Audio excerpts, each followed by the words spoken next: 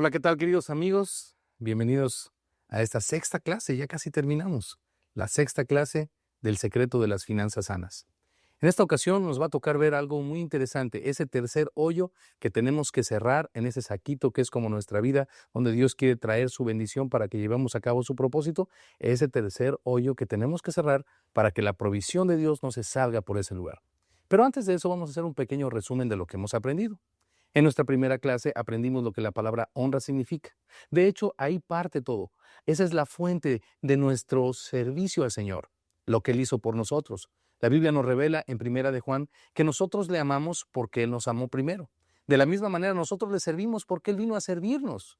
Él vino a derramar su sangre para limpiar nuestras culpas. Número 2, aprendimos lo que significa los diezmos y las ofrendas, como una parte de nuestra honra también. Y aprendimos en aquel precioso Proverbio 3, versículo 9 en adelante, donde dice, honra al Señor también con tus bienes y con las primicias de todos tus frutos. Aprendimos que el Señor nos invita a ser colaboradores con Él en la honra. ¿Por qué con nuestros bienes? Porque donde estuviera nuestro tesoro, ahí estará nuestro corazón, ¿verdad? Nuestros bienes. Dios no quiere que nuestro tesoro esté en las cosas, sino esté en el propósito de nuestra vida, para que entonces nuestra vida no viva esclava de las cosas, sino que, como Él creó las cosas, nosotros seamos los señores sobre la creación y no las cosas sobre nosotros señoren. El diezmo y la ofrenda es algo maravilloso. Aprendimos el por qué darlo, cuál fue su origen, el para qué, cómo debe darse, sobre qué, quién lo administra. Cosas maravillosas que aprendimos en nuestra segunda clase. La tercera clase, aprendimos de ese maravilloso secreto de la longevidad. Cómo Dios añade otras dos cosas maravillosas a las que añadió. Cuando tú honras a Dios, Dios te añade. Entonces, dice la palabra de Dios, y serán llenos tus graneros con abundancia y tus lagares rebosarán de mosto. Abundancia y alegría. Pero cuando tú honras a tu padre y a tu madre, Dios te da ese secreto de la longevidad, ¿verdad? Dice, para que seas de larga vida sobre la tierra y todo te salga bien. Entonces añade dos cosas más, la larga vida y el bienestar para disfrutarla. Ok, entonces tu vida, que es como un saquito, está llenándose ya de estas semillas de su bendición, ¿verdad? Abundancia, felicidad, larga vida, bienestar.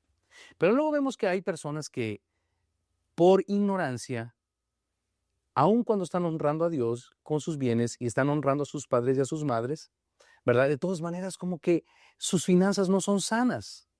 Y aprendimos algo muy interesante en nuestra cuarta clase, cómo traer en nuestra vida el contentamiento debido a fin de que este sea el antídoto en contra del veneno letal de la codicia que puede estar minando nuestras finanzas, la codicia. También vimos en la siguiente clase, o sea, la quinta clase, vimos cuál era la consecuencia de la codicia que nos llevaba a abrir otro hoyo en este saquito por donde se puede estar saliendo la bendición del Señor en nuestras vidas.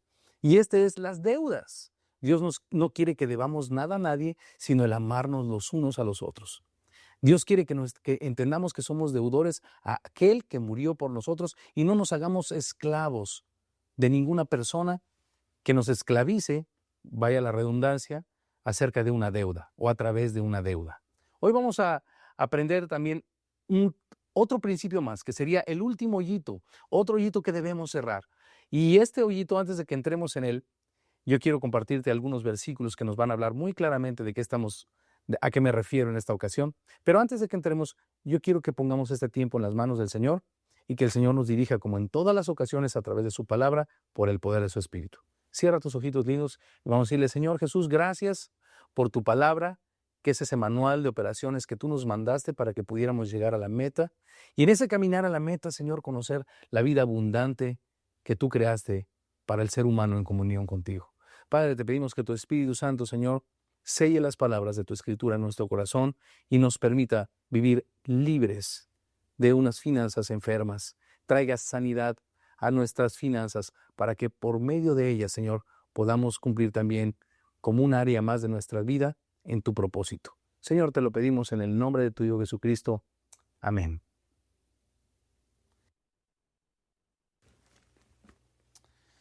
Como todas las cosas que pertenecen a la vida y a la piedad nos han sido dadas por su divino poder, mediante el conocimiento de aquel que nos llamó por su gloria y excelencia. Interesante, Dios es excelente. Dios quiere que nosotros participemos de su excelencia, dice, por medio de las cuales nos ha dado preciosas y grandísimas promesas para que por ellas lleguéis a ser participantes de la naturaleza divina.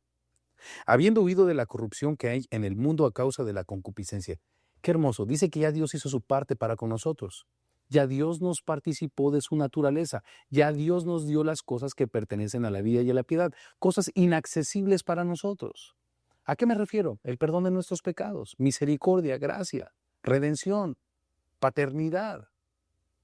Todas estas cosas eran inaccesibles para nosotros. Dios las tuvo que añadir a través del sacrificio de su Hijo Jesucristo. Y no solo esto, sino que después de la resurrección de su Hijo Jesucristo y del día de Pentecostés, nos hizo partícipes de la naturaleza divina. Eso quiere decir que vino a habitar a nuestro corazón y hoy guardamos dentro de nuestro corazón una parte de esa divinidad de Dios, su Espíritu Santo en nuestro corazón. ¿Algo más que requiramos? Dios nos ha dado todas las cosas. Ahora, también nosotros tenemos que hacer nuestra parte. Hay una parte que el hombre también tiene que hacer. Veamos el siguiente versículo. Vosotros también poniendo toda diligencia, que es nuestra palabra clave del día de hoy, la mano diligente enriquece, poniendo toda diligencia por esto mismo. ¿Por qué mismo? Porque ya Dios nos participó de su naturaleza, nosotros también añadamos a nuestra fe virtud. A esta fe, que es un don de Dios, dice Efesios 2:8-9, es un don, es un regalo de Dios, añadámosle virtud, conocimiento, dominio propio, paciencia, piedad, a la piedad afecto fraternal y al afecto fraternal amor. Porque si estas cosas están en vosotros y abundan, no os dejarán estar ociosos ni sin fruto en cuanto al conocimiento de nuestro Señor Jesucristo. Fíjate, ahora nosotros tenemos que añadir a las cosas que Dios nos dio para enriquecer el reino de Dios en nuestro corazón, tenemos que añadir virtud. Ahora déjame decirte, ¿por qué es que un pianista se convierte en un pianista virtuoso? ¿Qué es la virtud? Es cuando practica.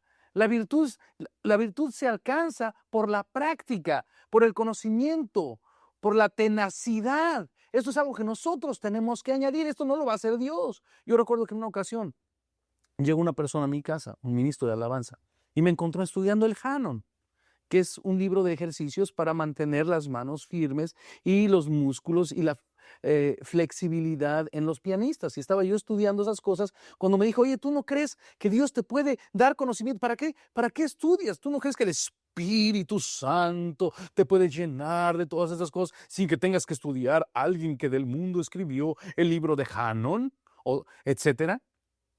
Este es un pensamiento oscuro, oscurantismo, absurdo, retrógrada. Debemos salir de esta perspectiva. La iglesia debe salir de esta perspectiva retrógrada. Tú tienes que añadir a tu fe virtud. Las cosas que pertenecen a la vida y a la piedad, inaccesibles para el ser humano, Dios las pone, pero nosotros tenemos que accesar por medio de los recursos y capacidad que Dios nos dio a enriquecer los dones de Dios a través de añadir a nuestra fe virtud, conocimiento. Ahora fíjate a qué nos lleva todo esto, porque ¿cuál es el propósito? No para envanecernos, sino que fíjate qué hermoso. Nuestra virtud, conocimiento, y al conocimiento, dominio propio. Cuando tienes mucho conocimiento, la perspectiva correcta de quién soy y para qué estoy aquí, cuál es el propósito de Dios para mi vida. Dice, paciencia para alcanzar por medio de la práctica las cosas que Dios tiene para mí y de la tenacidad. Y a la paciencia, piedad, tomar en cuenta a Dios en todas estas cosas. Y a la piedad, afecto fraternal, para servir a los demás. Y al afecto fraternal, amor. Porque todas estas cosas producen en nosotros que lleguemos al propósito de Dios, que es que nos multipliquemos y demos fruto por amor, que podamos amar. No que nada más nos envanezcamos de conocimiento, porque el conocimiento envanece, pero cuando aplicamos el amor y la sabiduría al conocimiento, entonces esto edifica a quienes nos rodean. Y dice la palabra de Dios, porque si estas cosas abundan en vosotros, no os dejarán estar ociosos y sin fruto en cuanto al conocimiento de nuestro Señor Jesucristo. Este es el propósito de Dios. Esta es la mano diligente, correctamente aplicada para cumplir el propósito de Dios y que cierra todo lugar por medio del cual o negligencia se pudiera estar yendo la provisión de Dios para mi vida para alcanzar estas promesas que Dios tiene para mí, según lo que acabamos de leer. Déjame ahora hablarte de del lugar contrario, del lado izquierdo, por decirlo así, que sería en este momento la negligencia. Fíjate qué horrible y destructiva es la mano negligente, la flojera. Acompáñame a Proverbios 6, del 6 al 11. Ve a la hormiga, oh perezoso, Mira sus caminos y sé sabio, la cual no teniendo capitán ni gobernador ni señor, prepara en el verano, en el mejor tiempo, en el tiempo fértil, su comida y recoge en el tiempo de la siega su mantenimiento. Perezoso, ¿hasta cuándo has de dormir? ¿Cuándo te levantarás de tu sueño? Un poco de sueño, un poco de dormitar y cruzar por un poco las manos para reposo, así vendrá tu necesidad como caminante y tu pobreza como hombre armado. Qué tremendo. Cuando dejamos pasar los momentos de Dios.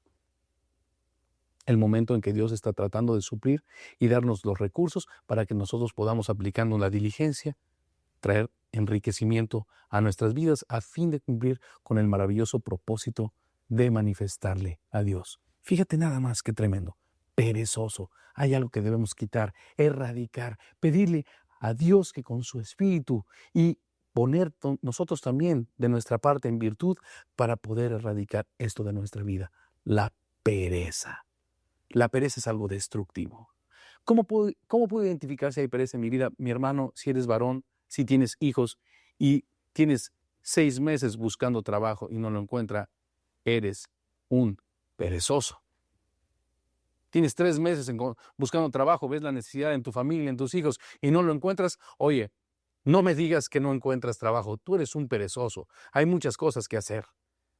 Hay muchas cosas que hacer. No puede ser. El trabajo no va a venir a tocar a tu puerta. Tú tienes que identificar el verano y ponerte las pilas. Porque el que es fiel en lo poco, Dios lo pondrá en lo mucho. Ahora, ¿cómo debe la iglesia? Esto es algo muy tremendo. ¿Cómo debe el cuerpo de Cristo tratar a los perezosos? Porque nunca falta en nuestras iglesias gente que toque a la puerta y que nos chantajee con el hecho de que, hermano, ayúdeme, deme una limosna. Desde luego, nosotros aprendimos en las clases pasadas lo que la limosna significa y que si mi hermano tiene necesidad y yo tengo que darle y cierro mi corazón contra él, ¿cómo puede morar el amor de Dios en mí? Ya lo aprendimos, pero ¿cómo debemos aplicarlo al perezoso? ¿Quién es el perezoso? Una cosa es ayudar a mi hermano que lo veo que tiene el ánimo de seguir adelante y que tropieza en un momento dado en su vida, y la iglesia, que es el cuerpo de Cristo, los demás miembros estamos para levantarlo, definitivamente. Pero ¿cómo debemos restaurar al perezoso? ¿Cómo podemos verdaderamente ayudarle? Y fíjate la perspectiva que estoy poniendo: restauración y ayuda. Si sigo y sigo solapando su flojera, no estoy ayudando ni estoy restaurando. ¿Cómo es que la palabra de Dios, manual de operaciones, me dice que debo yo de ayudar a mi hermano que es perezoso a salir de esta situación que lacera las finanzas sanas para llevar a cabo el propósito de Dios en nuestras vidas? Acompáñame a Tesalonicenses, capítulo 3, versículos del 6 al 15. Pero os ordenamos, hermanos, en el nombre de nuestro Señor Jesucristo, que os apartéis de todo hermano que ande desordenadamente y no según la enseñanza que recibisteis de nosotros. 2 palabras claves. Aquí es la palabra ordenamos y la palabra desordenadamente. Fíjate que una característica muy general o muy normal o muy frecuente en las personas negligentes es que también son muy desordenados. No tienen una disciplina en su vida, no ordenan su vida. Es una característica muy general o muy frecuente en este tipo de personas. Y fíjate lo que dice también aquí Pablo: os ordenamos. ¿Qué orden es la que está dando? Fíjate, es una orden en el nombre de Jesús, porque Pablo está hablando por el Espíritu que inspiró a los santos hombres de Dios a hablarnos la palabra. Fíjate, dice, ¿qué es lo que nos ordenamos? Ordenamos, hermanos, en el nombre de nuestro Señor Jesucristo, que os apartéis. Es fuerte esta orden, pero acuérdate que la perspectiva de apartarme de mi hermano no es porque me es molesto, sino para ayudarle. Siguiente versículo. Porque vosotros mismos sabéis de qué manera debéis imitarnos. Pues si nosotros no anduvimos desordenadamente, fíjate, entre vosotros, ni comimos de balde el pan de nadie, sino que trabajamos con afán y fatiga de día y de noche para no ser gravosos a ninguno de vosotros. No se trata de sernos gravosos. Este tipo de personas son gravosas. Las personas son desordenadas y negligentes terminan por ser gravosas. Necesitamos sacarlos de esa situación y ayudarlos.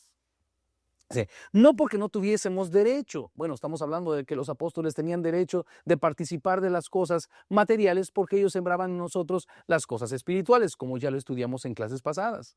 sino por daros nosotros mismos un ejemplo para que nos imitaseis, porque también cuando estábamos con vosotros os ordenábamos, otra vez la palabra clave, ordenábamos esto: si alguno no quiere trabajar, tampoco coma. Si alguno no quiere. ¿Quién es una persona que no quiere? Una persona que dice que lleva buscando trabajo 3, 4 meses y no lo encuentra. Esta persona, a menos de que estamos hablando de alguien incapacitado, alguien inválido, pero esta persona puede cortar jardines, esta persona puede lavar baños, esta persona puede aspirar oficinas, esta persona puede cargar cajas. No estés esperando siempre que te llegue tu trabajo de ejecutivo, ¿verdad? Es una situación que muchas personas que han perdido su trabajo no pueden determinar claramente. ¿Sabes qué? Empieza otra vez en lo poco si es necesario, pero no seas negligente. Si alguno no quiere trabajar, pues que no coma, a ver. Porque oímos que algunos de entre vosotros andan, otra vez la palabra clave, desordenadamente, no trabajando. Fíjate, el no trabajar es un desorden. El orden de Dios o la orden de Dios es que trabajemos, cada uno coma su propio pan, sino entremetiéndose en lo ajeno. A los tales mandamos y exhortamos por nuestro Señor Jesucristo que trabajando sosegadamente coman su propio pan. Hay muchos que les parece utópico la idea de la primera iglesia, que nadie tenía o que nadie decía tener nada propio, sino que todos tenían en común todas las cosas. Esta idea no es utópica, esta idea es una idea poderosa, pero cada uno tiene que trabajar para comer su propio pan para que esta idea se pudiera volver a dar. No se trata de que unos sostengan a todos los demás, se trata de que todos pongan y que nadie tenga necesidad de nada. Al contrario, sino que la iglesia está enriquecida para llevar a cabo el propósito de Dios. Y cuando hablo de la iglesia, no hablo de un templo, no hablo de un edificio, hablo de un grupo de personas apartadas del mundo para hacer la voluntad de Dios. Y cuando digo apartados del mundo, no es que Jesús pidió que los sacaran del mundo, sino que nos guardaran del mal para llevar a cabo la voluntad de Dios, que Dios nos guardara del mal para llevar a cabo su propósito. Ahora, versículo 13, porque debemos de entender claramente cómo debemos de aplicar esta disciplina a este tipo de personas en el cuerpo de Cristo. Dice, y vosotros hermanos, los que sí trabajan, dice, y vosotros hermanos, no os canséis de hacer el bien. O sea, esto con la perspectiva de hacerles un bien, no de desecharlos. Esto con la perspectiva de disciplinarlos, dice. Si alguno no obedece a lo que decimos, otra vez obediencia, mandamos.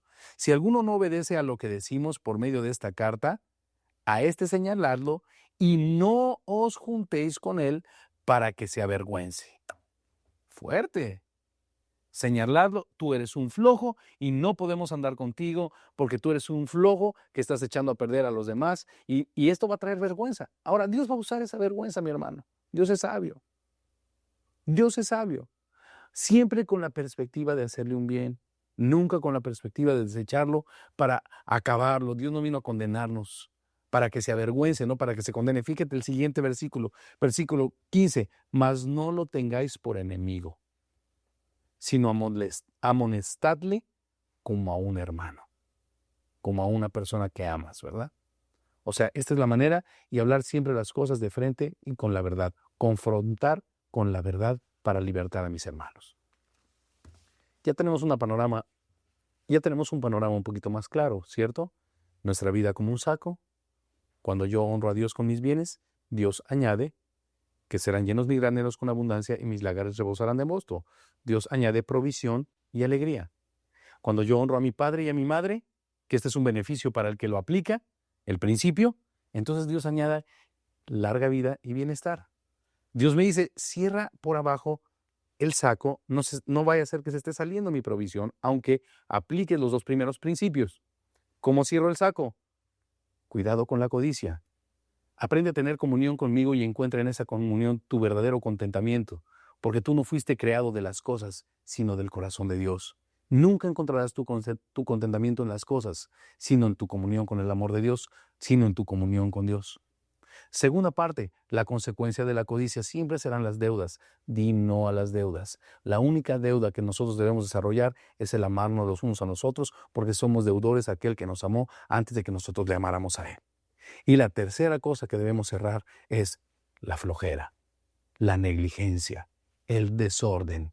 Decirle, Padre, ahora entiendo, reconozco que soy un desordenado.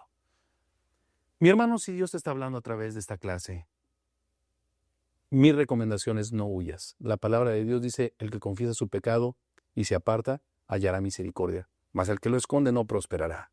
Si tú escondes esta situación, no es fácil reconocer que uno es un desordenado, negligente o perezoso. No es fácil reconocerlo. Es algo que avergüenza. Por eso dice la palabra de Dios, para que se avergüence. No es fácil reconocerlo. Pero si lo escondes y no lo confiesas, no prosperarás. Mas si lo confiesas, lo sacas de ahí y no tratas... ¿Cómo es que la gente esconde estas cosas? Pues se justifica. No es que no hay trabajo, no es que la cosa está bien dura, no es que no me reciben en ningún lado. No, Señor. La confesión es que llevo 4 meses y he sido un flojo. Mira, Señor, recuerdo ahora en este momento estas oportunidades que me has abierto para ser fiel en lo poco y las he desperdiciado porque mi corazón piensa que no son dignas de mí. Señor, perdóname. Soy un flojo, un negligente, un perezoso, un desordenado. Eso es lo primero que yo te recomiendo hacer. Y que le podamos pedir a Dios en este momento, Señor, ayúdame a quitar esta condición de mi corazón y a ser fiel en lo poco, a creer en ti y a recibir de ti, Señor. Recuerda que Pablo decía, he aprendido a estar contento cualquiera que sea mi situación. Sé vivir en escasez y sé vivir en abundancia. A lo mejor Dios, a través de un trabajo sencillo, quiere enseñarte a vivir en escasez para que puedas conocer que tu contentamiento no depende de las cosas, sino de su presencia en ti, de su caminar contigo.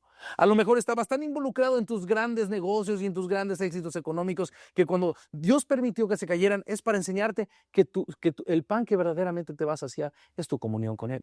Ya no tenías tiempo de Él, estaba guardada tu Biblia en el armario, empolvándose, en el librero. No tenías tiempo de tener comunión con Él. Y en lugar de ser una bendición, la abundancia de tu trabajo, no tenías en ella contentamiento. Fíjate a tu alrededor cuáles eran los frutos de tu afán. Pleitos con tu esposa, no tenías tiempo para tus hijos, pan de dolores, como dice el Salmo 127. Por demás es que os levantéis de madrugada y vayáis tarde a reposar y comas pan de dolores. Ahora, es muy probable que si estás pasando por una situación de necesidad, Dios haya quitado todas esas cosas para enseñarte que tu contentamiento en la escasez puede estar en el Señor, debe estar en el Señor. Que Él es todopoderoso para que aún en la escasez puedas ser muy feliz teniéndolo a Él en primer lugar de tu vida.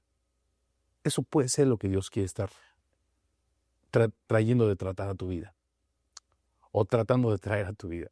Así que vamos a pedirle al Señor que nos ayude a confesar los que necesitamos confesar y cerremos juntos este hoyo si es que lo hay, para que entonces la provisión de Dios nos ayude a cumplir con su propósito. Cierra tus ojitos lindos. Señor, te damos gracias por tu palabra. Señor, es como una espada que penetra y divide nuestras intenciones y nuestros pensamientos. Nos deja desnudos delante de ti, Señor. No hay nada oculto delante de ti, Padre.